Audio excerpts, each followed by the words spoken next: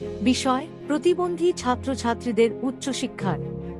প্রতিবন্ধী ছাত্রছাত্রীরা আমাদের সমাজের সেই লড়াকু মানুষ, যারা প্রতিদিন জীবনের সাথে যুদ্ধ করে এগিয়ে যেতে চায়।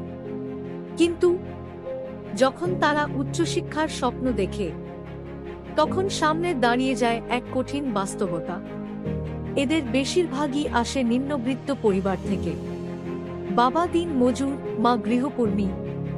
সংসার চালাতেই যেখানে হিমশিম খেতে হয়, সেখানে উচ্চশিক্ষার খরচ জোগানো প্রায় অসম্ভব হয়ে দাঁড়ায়।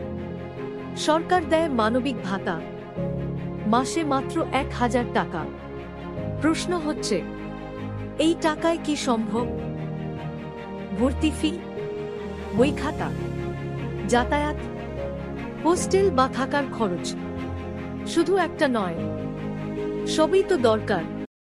ফলে অনেক প্রতিভাবান প্রতিবন্ধী ছাত্রছাত্রী মাঝপথেই ছেড়ে দেয় স্বপ্ন, থেমে যায় তাদের ভবিষ্যৎ।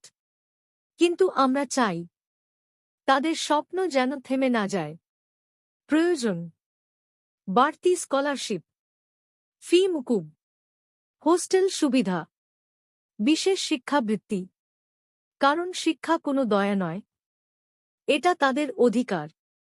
চলুন আমরা সবাই মিলে বলি, প্রতিবন্ধী নয়, তারা সক্ষম।